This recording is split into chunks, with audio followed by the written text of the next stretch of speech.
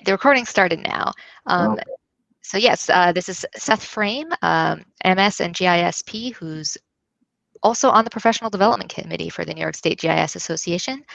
Thank you so much for donating your time and giving us this talk on geospatial modeling of archaeological site potential. I'm very excited to see this. And yeah, I'm Melissa Albino Hegeman, and I am one of the co-chairs of the Professional Development Association, or the Professional Development Committee of the New York State GIS Association. It looks like we're still getting a few more people in the attendee room. Just give it one more minute. And as people are listening, you can put your questions or comments in the chat box, and we'll do our best to get them all to Seth for Q&A at the end.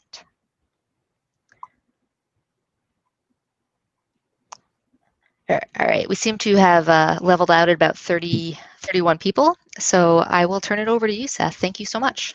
all right. I'll start again. So yeah, my name is Seth Frame. I'm a GIS analyst at Tyler Technologies in Latham, New York. But what I'm here to talk about is a previous version of me where I lived out west and did archaeology GIS for a living.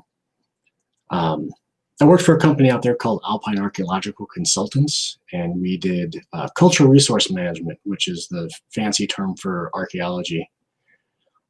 We did stuff like excavations and surveys and monitoring in the Intermountain West, so Colorado, Wyoming, Utah, Montana, New Mexico, all the fun, bumpy areas in the middle of the country.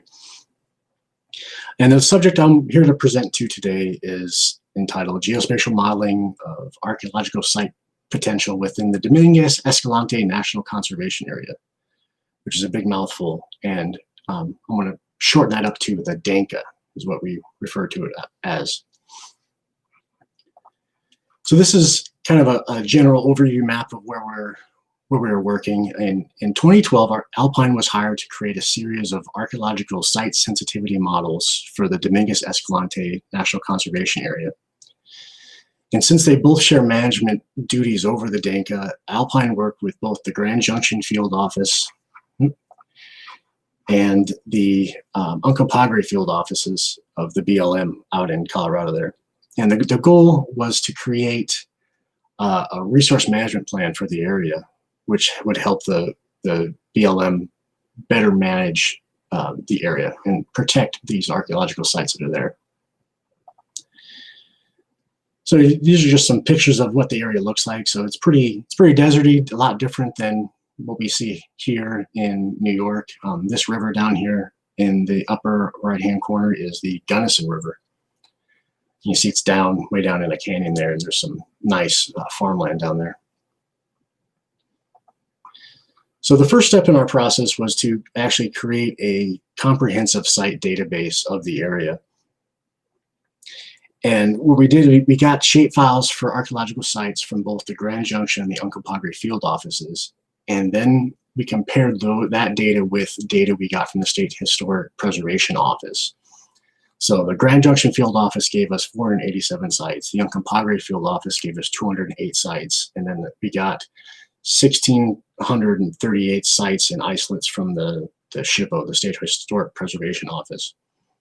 And isolate is different from a site. It's just a couple of isolated artifacts, and there's no like features which are more prominent. So we kind of weeded those out of the database. And then there was a lot of overlap, so we had to go through that. And then we did a lot of we had to draw some sites into that didn't have data. So we put a lot of work into creating the database, and we ended up with 679 archaeological sites. And this includes both historic and prehistoric sites.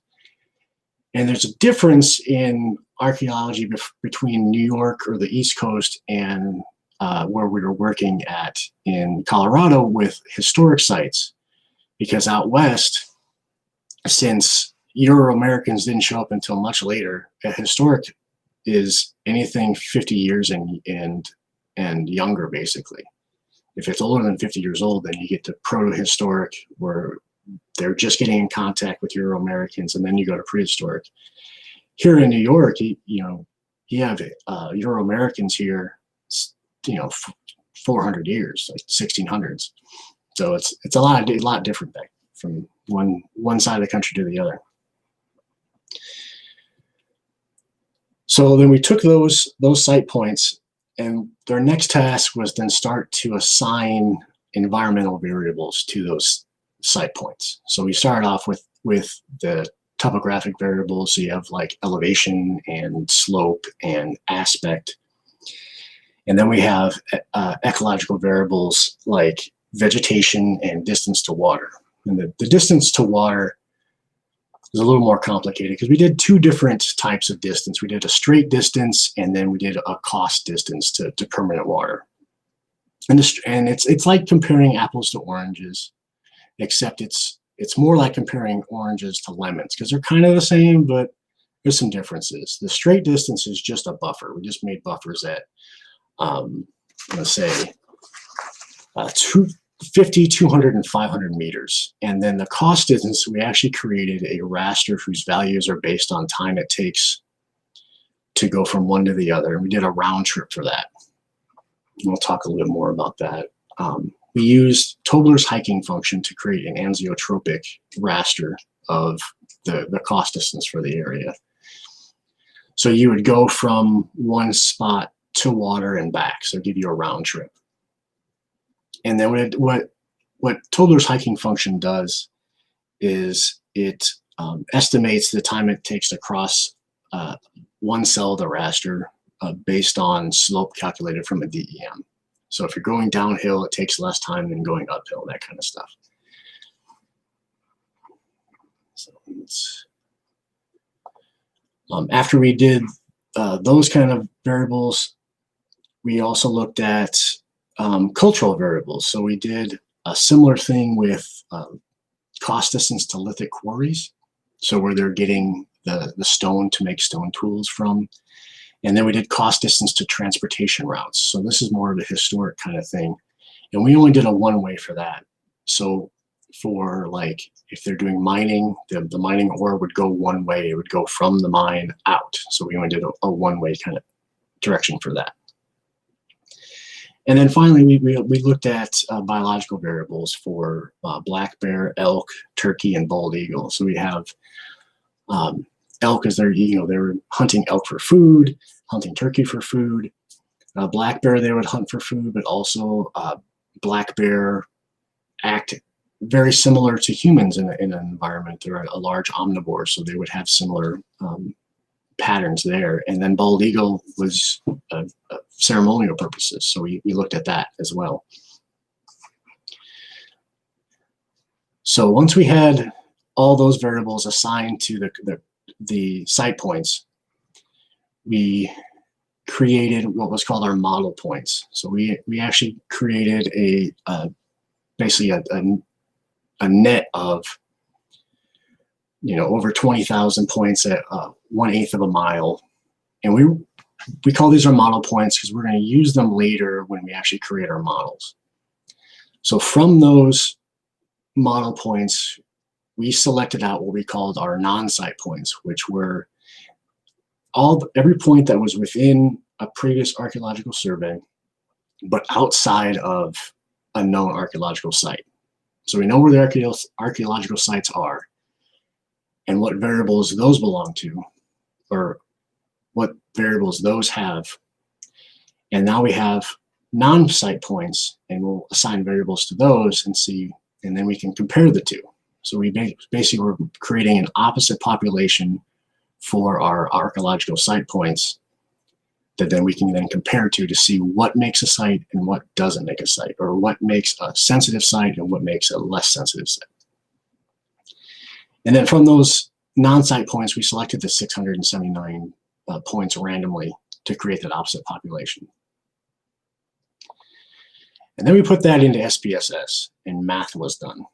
And I don't want to get into like all the breakdown. And we ended up taking the data, putting it in SPSS, and the SPSS would take all the variables and they would add and subtract them and just kind of condense them into what variables actually might factor into where a sensitive site is. We did that for each site type we're looking at, so prehistoric sites and historic sites. And then from there, we took those formula that came out of the SPSS and put them into our model points, and then we could turn those into our sensitivity models. So these are actually the sensitivity models we came up with. We did analytical models for the prehistoric site sensitivity. We did an analytical model for the historic site sensitivity. We also combined those two into an all-site sensitivity, and then our premier historic archaeologist, John Horn, created a traditional historic sensitivity model, which differs from what we did. Is he looked at historical records. So he was looking at land patents, the general land office stuff, journals from explorers and people that lived in the area. And that is how these kind of historic models are usually done. So we created one to kind of maintain consistency with how previous projects like this were done. But we also wanted to see and kind of experiment to see how well we could do creating an analytical historic sensitivity model. So we can talk about that. And we can look into more detail the actual models here. So this is our prehistoric sensitivity model. And we broke it down into 3 different sensitivity areas. You have a high, medium, and low sensitivity area.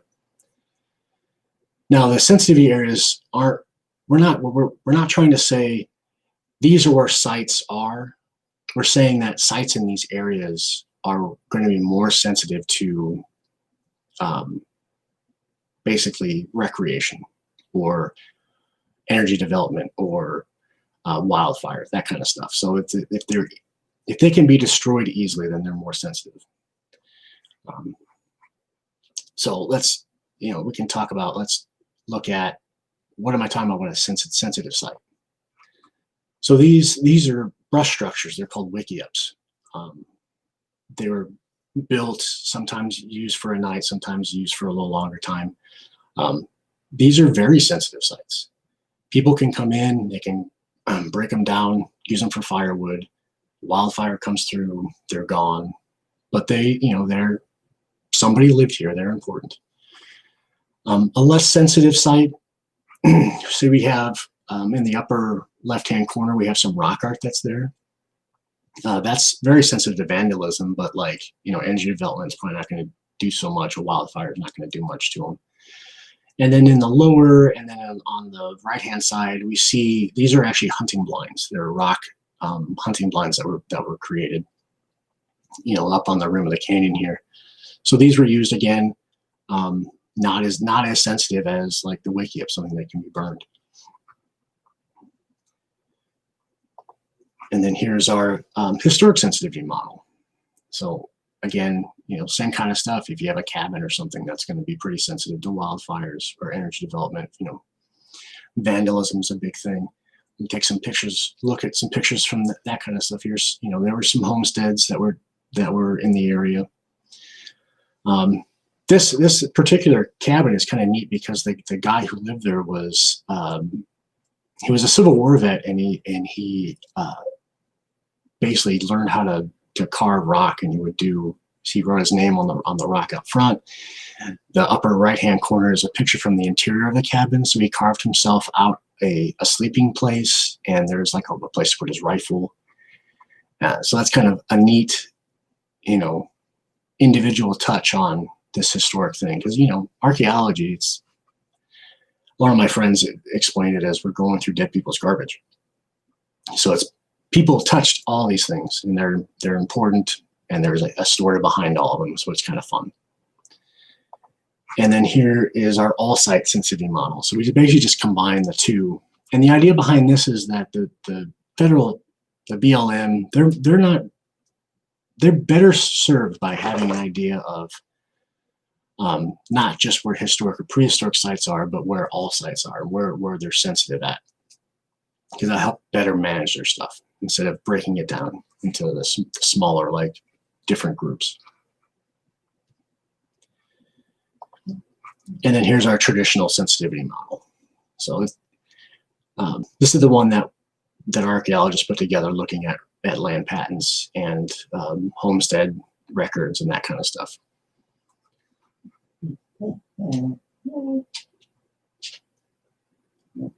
So here we go. We can kind of compare the two different historic models, and they look surprisingly similar, which was good on our part, because then that means we are covering things that a traditional historic model would uncover.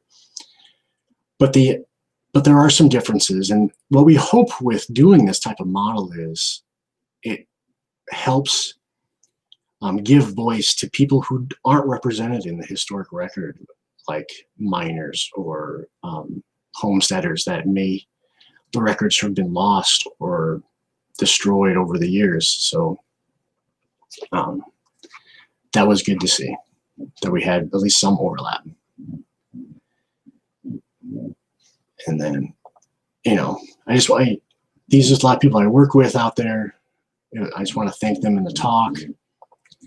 And then here's, a few more pictures of the area. So we have, another picture on the bottom of the river and the river bottom down there. So you have a lot of, that's where people are going to be living and farming. There's still some fields down there. The top picture is a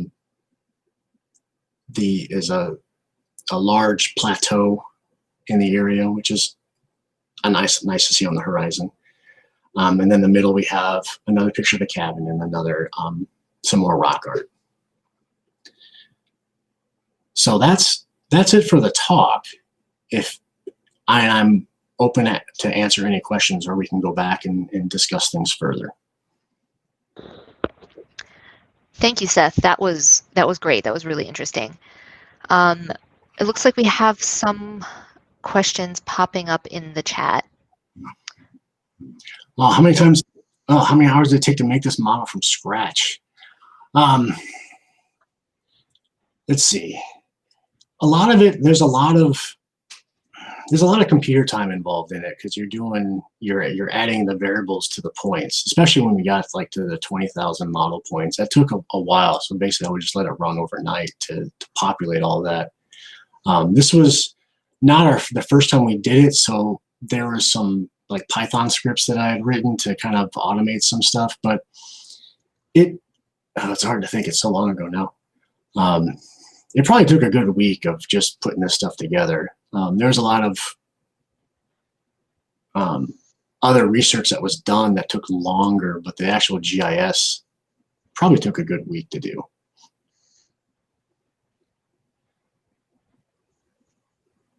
So is there any other questions? Looks like we've got some people typing now. We'll just give it a minute. Since I'm in my home office, my secretary is whining at me from the floor.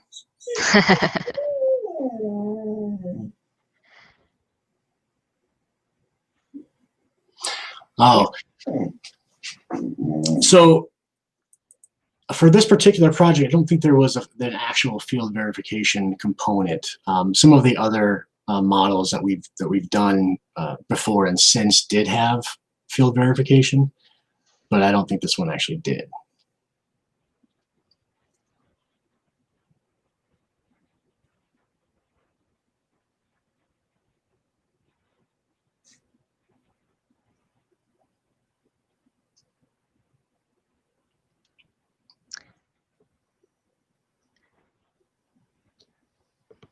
I'll take this one.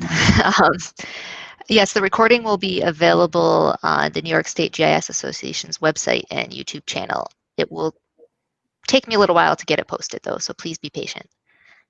But it will get there. And if we wanted a PDF of the slides, that's doable as well.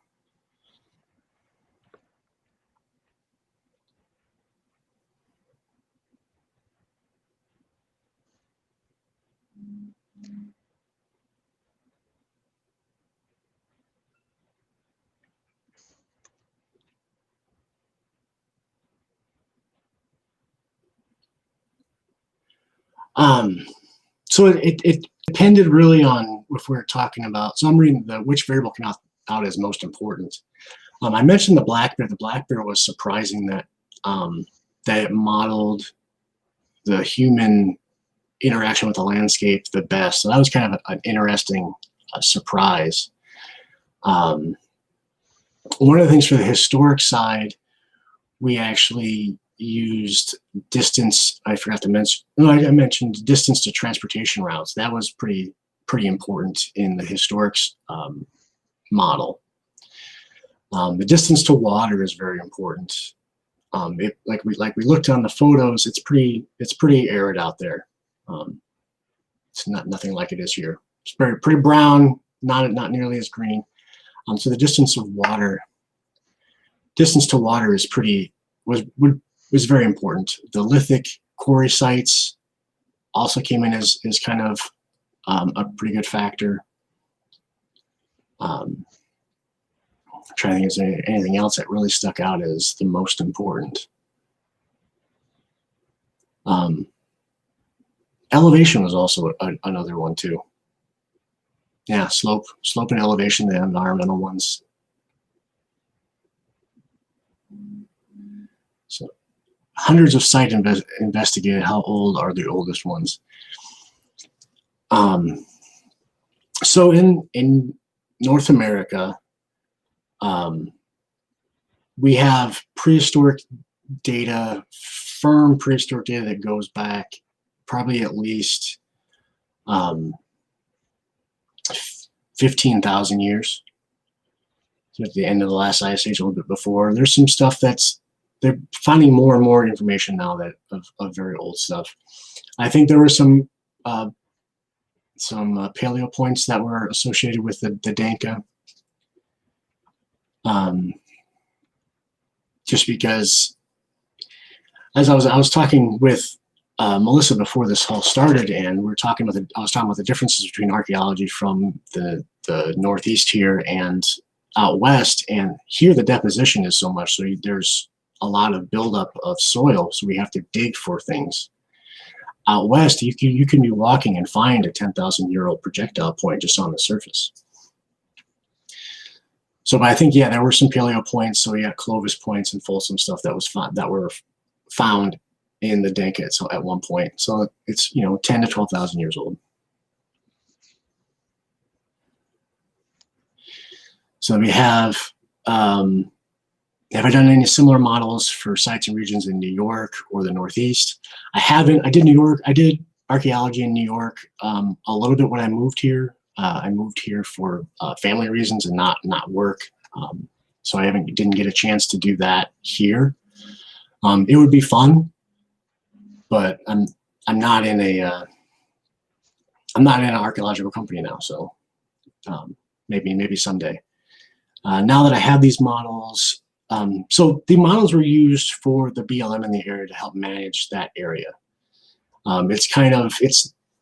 It's a conservation site, so it has special rules about its use, and the BLM was managing it. So they used the models to help manage that particular area, and they were using it jointly to manage it. So that's what the purpose of the models were for. And was there any pre-contact historic mining sites that factored into slope sensitivity assessment? Well, that's a good question, but I do not have the answer. Nothing pops out as that. But to talk about the historic mining in the area, so when you think of mining, you think of gold and silver, that kind of stuff. And that happened in that area of Colorado. But one of the big things for the Danka in particularly was uranium mining, which is kind of neat. And that was, there was a big boom of that in the early 50s. So that's kind of fun. I've done historic recordings of uranium sites, so that's kind of fun. So there's in the area there is towns called Uravan. So that the town name was created from the combination of uranium and vanadium. So it's kind of fun. There's some health issues involved with living in the area, but it's kind of interesting.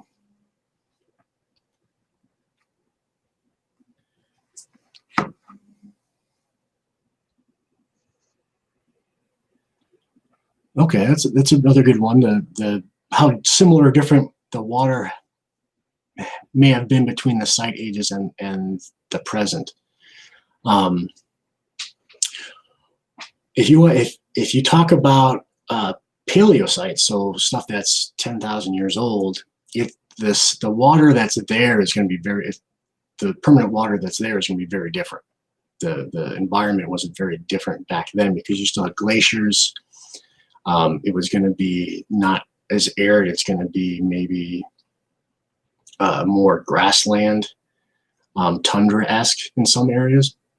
So the whole look, even here in New York, when during the last ice age, it's not going to be wooded like it is now. It's going to be more tundra-esque. So I don't think the distance to water really affected the paleosites as much as it did like the more recent, like archaic, that kind of stuff, where things after the ice age, basically. The historic aspect is it's going to be, since it wasn't people necessarily living in the area, there was resource extraction. That's going to be important, and they just kind of make do with what's there, or have to travel farther for water. So there is a difference there. For some of these sites, did you or your former company thought of using LiDAR to record in 3D? So that's something we've actually talked about. For this particular project, we weren't actually recording sites. We were just using site information, so there wasn't actually any site recording done. I've done some 3D modeling with like excavations and modeling excavations in 3D, so you can actually look at how deep we went and where artifacts are in the excavation.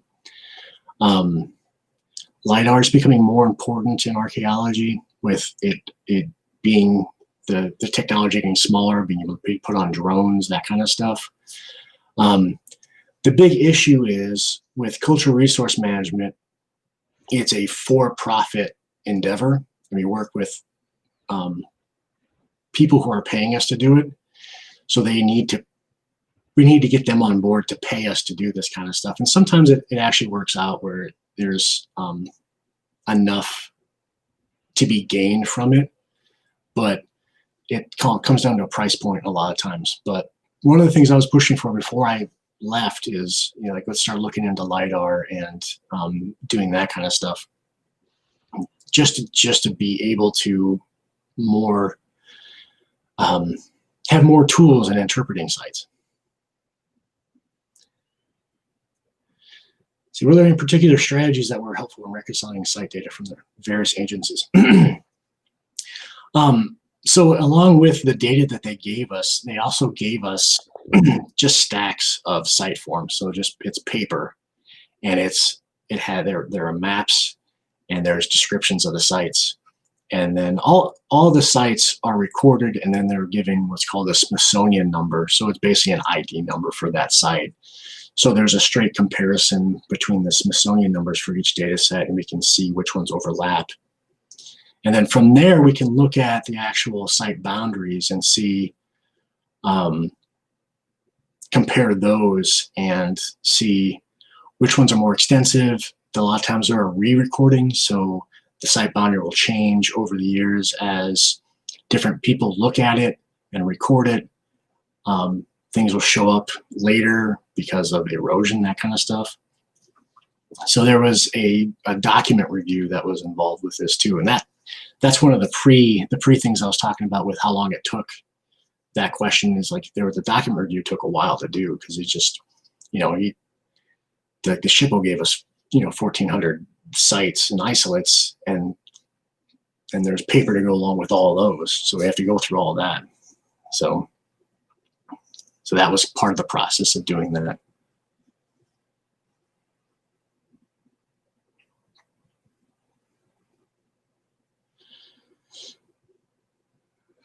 So that's a pretty good question, because it depends. Because if you're doing CRM, the cultural resource management, the end product in a lot of times is a printed report.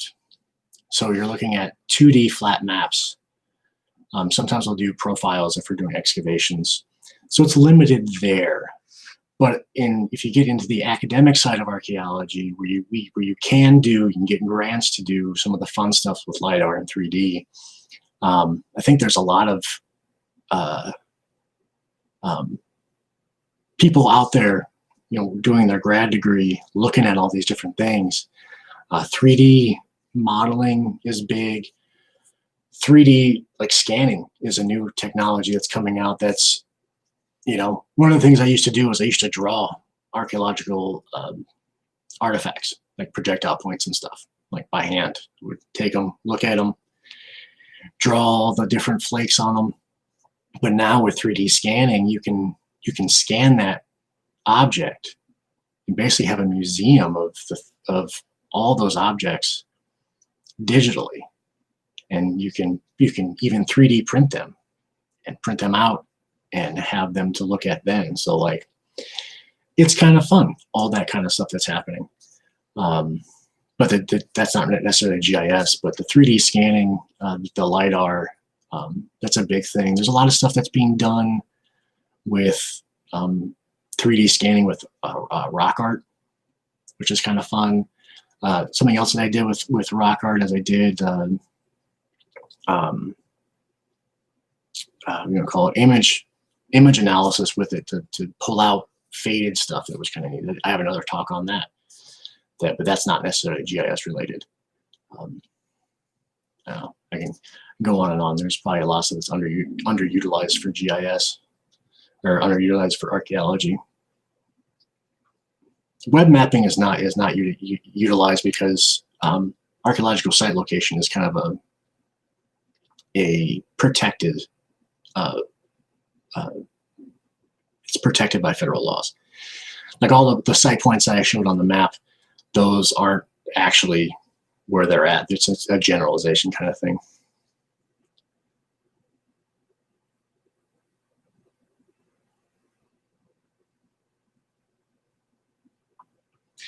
So models help design BLM to identify areas sensitive to impacts from BLM activities. So for the site predictability thing, it's hard because the landscape in the area, there are sites a lot of places. So it's not necessarily a desert outside of these archaeological sites. There's a lot of isolates and stuff. So basically the landscape has been used for many years by humans. So finding particular new sites, it's almost a futile attempt because everything is a site. But I imagine that you could use the same data sets to do that, because those values about where a site is and where not a site is would be applicable. It's just basically the sensitivity is just what kind of site it is. I don't know if I answered that one properly. If you want more information, you can email me about it. We can talk about it more that way, I guess. Hey, Seth, we put up our committee's email address for now that people can reach out to you, unless you have a different email address you want to use. No, that works. I saw that in the chat, so I just assumed that was the one people can reach me at. So it'd be fine. Yeah, we'll make sure it gets to you. Looks like that's all the questions. That was a really good discussion. Thank you again for sharing this with us. It's great to have a variety of topics, and you don't see much archaeological stuff. It's fun to talk about. I certainly learned a lot, so I really appreciate that. And as I said earlier, I will be putting the recording on the association's YouTube channel and on our website, so people can refer back to it later. And if there's no other questions, we can let everyone get back to work on this Friday. Or just have lunch. Or that. All right, all the thank yous and compliments are coming in, so I'm not gonna cut those off. All right.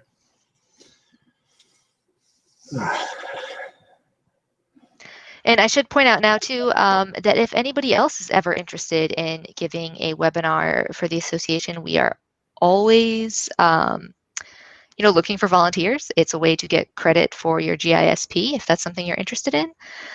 So you can also reach out to us at that same email and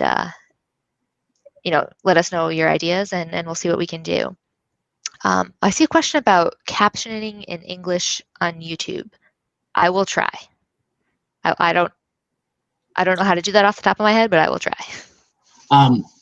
If I have notes too that I have written up, if people wanted to look at those, it's not exactly what I said, but it can be a reference if people want to look at those as well.